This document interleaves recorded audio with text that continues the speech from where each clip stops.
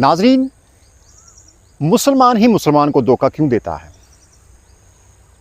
آخر کیوں ایک مسلمان دوسرے مسلمان کا حق کھاتا ہے؟ کیوں جھوٹ بولتا ہے؟ کیوں وعدہ توڑ دیتا ہے؟ اور کیوں کاروبار، رشتوں، دوستی اور اعتماد میں فریب آ جاتا ہے؟ اس پر بات ہوگی۔ حالانکہ ہم سب ایک ہی کلمہ پڑھتے ہیں، ایک ہی قرآن مانتے ہیں، ایک ہی نبی صلی اللہ علیہ وسلم کے امتی ہیں، پھر ایسا کیوں ہوتا ہے؟ یہ اسلام سے دوری ہے۔ جب دل سے خوف خدا نکل جائے، جب دنیا کی محبت آخرت پر باری ہو جائے، جب انسان یہ سمجھنے لگے کہ بس میرا فائدہ ہونا چاہیے، تو پھر وہ دوسروں کا نقصان کرنے سے نہیں گھبرائے گا۔ یعنی جب انسان کے دل سے اللہ کا ڈر نکل جاتا ہے اور آخرت کی جواب دہی کا احساس جو ہے وہ کم ہو جاتا ہے، تو وہ دنیاوی فائدے کے لیے دھوکے کا راستہ اپناتا ہے۔ لالچ اور دنیا پرستی، مال و دولت کی ہوس اور جلد امیر بننے کی خواہش انسان کو اخلاقیات سے گرا دیتی ہے۔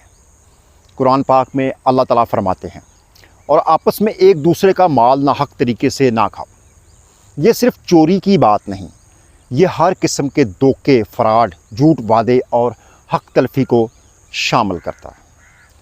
آج ہم دیکھتے ہیں کاروبار میں ملاوٹ، دوستی میں مطلب، رشتوں میں دھوکہ اور سوشل میڈیا پر جھوٹا دکھاوا۔ یہ سب اس لیے بڑھ رہا ہے کیونکہ ہم میں سے اکثر لوگوں نے دین کو صرف عبادت تک محدود کر دیا ہے۔ نماز پڑھتے ہیں مگر معاملات خراب ہیں، روزہ رکھتے ہیں مگر زبان سے دوسروں کو زخمی کرتے ہیں، دوسروں کو زخمی کیا جاتا ہے، اور حج اور عمرہ بھی کرتے ہیں مگر دل میں حسد، لالچ اور دھوکہ جو ہے وہ باقی رہتا ہے۔ حالانکہ نبی کریم صلی اللہ علیہ وآلہ وسلم نے فرمایا، جس نے دھوکہ دیا وہ ہم میں سے نہیں۔ سوچئے، رسول اللہ صلی اللہ علیہ وآلہ وسلم اپنی امت سے ایسے شخص کی نسبت ختم فرما رہے ہیں جو دھوکہ دیتا ہے۔ ناظرین، ایک سچا مسلمان وہ ہے جس کے ہاتھ اور زبان سے دوسرے محفوظ رہیں، اور اگر ہم واقعی اسلام پر چلنا چاہتے ہیں تو صرف عبادات نہیں، معاملات بھی درست کرنا ہوں گے۔ یاد رکھیے، دھوکے سے کمائی گئی جو دولت ہے وقتی فائدہ دے سکتی ہے مگر سکون نہیں دے سکتی۔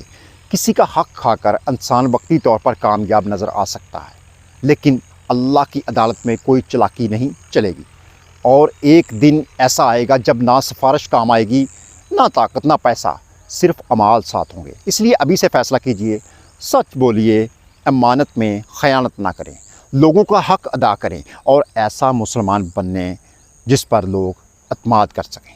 کیونکہ اسلام صرف مساجد تک محدود نہیں، اسلام کردار کا نام ہے۔